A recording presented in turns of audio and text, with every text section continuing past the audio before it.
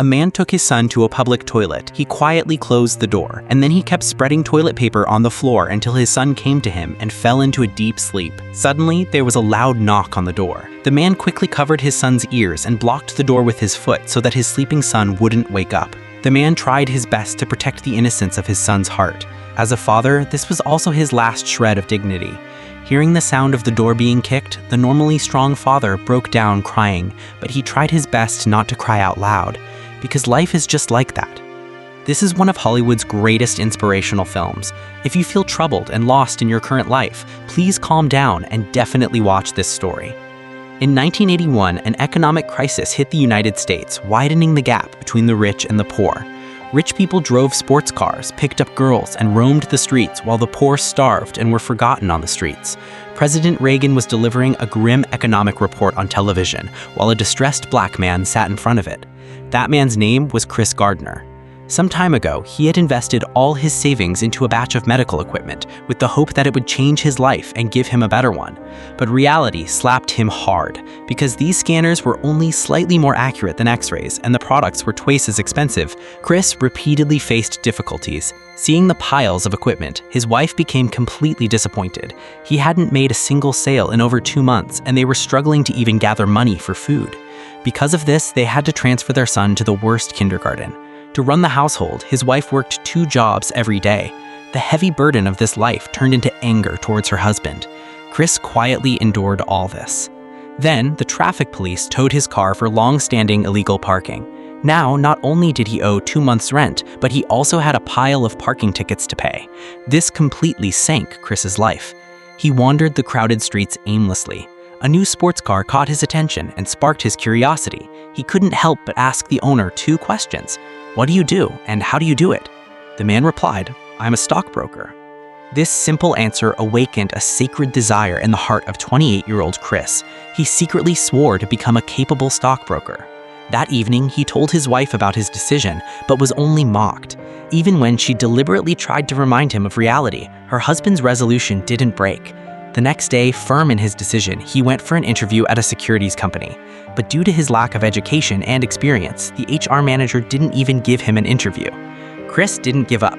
He waited outside the company every day, hoping for a chance to recommend himself. Luckily, half a month later, he finally met the HR manager. Chris pretended to bump into him and eagerly stepped forward to shake his hand and make small talk. Suddenly, the manager was in a hurry to go to a meeting at headquarters. Chris cleverly made an excuse to head the same way so he could sit in the same taxi with the HR manager, claiming he could solve a Rubik's Cube before getting out of the car. The manager smiled, ignoring him, but his assumption was soon proven wrong. When Chris rapidly solved the first part of the Rubik's Cube, he knew this might be his only chance to change things. Just as the taxi was arriving, Chris calmly solved the cube. The supervisor looked at him in amazement and slowly began to respect the young man. After the supervisor quickly got out of the car, Chris realized the supervisor hadn't paid the fare. Seeing the meter go up made him anxious because he didn't have enough money in his wallet. Therefore, while waiting at a red light, he decided not to pay the fare. Chris apologized and ran. The driver chased after him. Just as the subway doors were closing, he slipped inside, but his scanner got stuck outside. When the subway started moving, Chris refused to let go because this was his family's living expense for the entire month. Life is like this. You only don't get pity because you are in trouble. Then it started raining heavily. Chris called his wife in the rain, hoping she would bring her son from school, but she told him she was preparing to leave with her son. Knowing this was no joke, Chris ran home. Unfortunately, it was too late. His wife and son were already gone. He felt lost and helpless, as if the sky had fallen.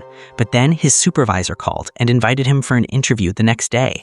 Perhaps this was the only thing that had brought him happiness in the recent days. Very happy, Chris went to his wife, hoping for a reconciliation, but her angry face vented all her pain about his incompetence. Feeling helpless, Chris quietly took his son away. That evening, the landlord came to collect the rent. Chris asked for more time and offered to paint the house as payment. But as soon as he painted it, fate did not give him any relief. The police arrived, demanding payment for outstanding fines. According to rules, he had to stay at the police station that night until bank deductions were confirmed. This was unacceptable to Chris because he had to pick up his son that night, and he had an important interview the next morning. But rules are rules, and Chris couldn't escape his fate. Helplessly, Chris begged his wife to take care of the child. After the immediate problems were resolved, only the interview remained the next morning. Upon being released the next day, he ran without changing his clothes. Everyone there was wearing suits, except Chris, who looked completely out of place in his paint-covered clothes. When he came before the interviewers, everyone's faces turned grim, making the manager who recommended him even more embarrassed. Although he had thought of countless reasons to explain his clothes while waiting, in the end, he decided to be honest. Honesty never goes out of style. Everyone was impressed by his honesty. The boss asked him a mocking question. What would you say if a guy walked in for an interview without a shirt on and I hired him? Chris wittily replied, he must have had on some really nice pants. This broke the tension. Chris slowly praised the other talent he had, which money couldn't always buy, and the boss praised his intelligent perspective. Their witty exchange earned him full marks, and he successfully passed the interview. The 6-month internship was unpaid, and out of 20 interns, only one skilled person would be hired. This made Chris hesitate heavily. This was another test for him, already crushed by daily rent, taxes, and other financial pressures.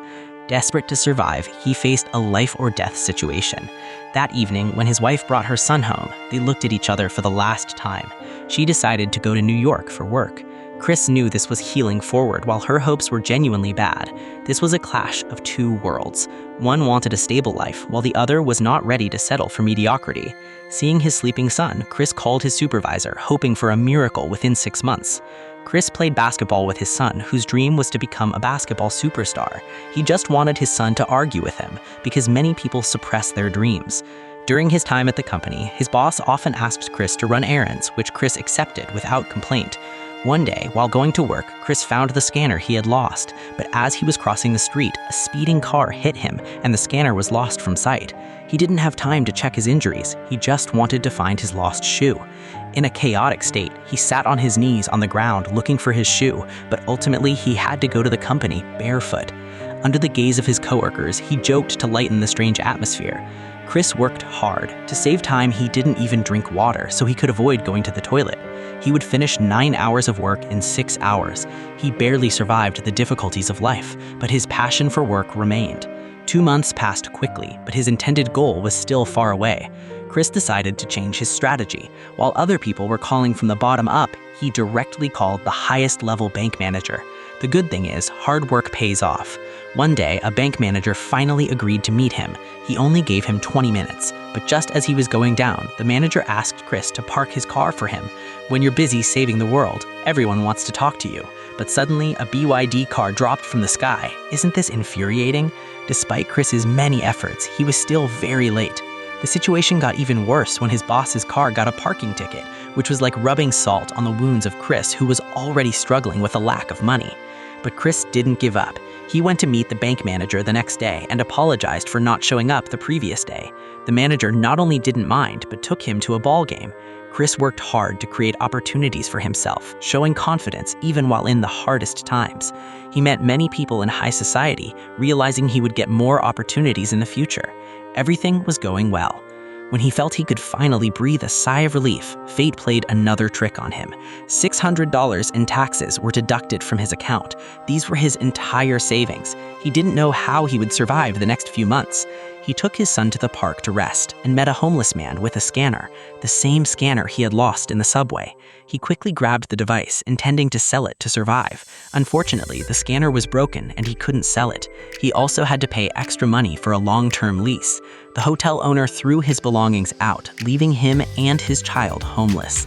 That night, they reached the subway station. His son asked him where they were going, and he could only say he didn't know. Seeing his son, who was suffering alongside him, he felt deep sympathy, and he started playing a game with him. He pretended the scanner was a time machine, pressing a button to go back to ancient times. He took his son to a public toilet and laid out a layer of toilet paper, which was their bed for the night. Someone knocked on the door, and he could only cover his son's ears. He started crying. Life was very difficult. Frustrated, Chris started taking his belongings to work.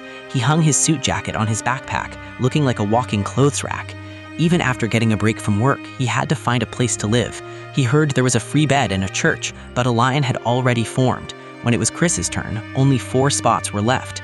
Just then, someone cut the line, and Chris got into a fight with the man. Luckily, an old man recognized the homeless man, and Chris secured a place in the shelter. He put his son to sleep and fixed the scanner in the corridor. He kept reading under the light of a street lamp. In the following days, he worked hard during the day and fought for a bed at night. Sometimes when he couldn't get a ride, he had to spend the night in the subway with his child. But his child never blamed him.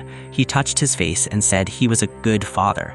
Just as he was about to pick up his son, the boss bumped into him at the company entrance. The boss suddenly asked Chris for a $5 loan. He hesitated. $5 might not mean much to others, but it was crucial to him. Eventually, he lent it to him. Immediately after, he went to the hospital to sell his blood. He bought a light bulb with the money and went back to fix the scanner. Finally, Chris fixed the scanner and turned it on. The light of hope shone in the dim shelter. That night, they finally checked into a hotel, but had to eat in bed. They fell asleep watching a movie. On the last day of his internship, his boss called Chris to his office. He panicked, quickly put on his suit, and waited for the final ultimatum. Luckily, he was successful. Hearing this good news, Chris didn't smile. His eyes turned red, and he held back his tears. When he shook hands, tears fell from his eyes. Chris quietly walked outside. Now he was one of the crowd. He happily praised himself. After facing so many difficulties, he finally heard the knock of happiness on his door. Chris finally became a millionaire. If your life is difficult, I hope this film can give you courage. This is one of my favorite inspirational films. It taught me to fight fate while facing difficulties. You won't get happiness by complaining. True happiness comes from hard work.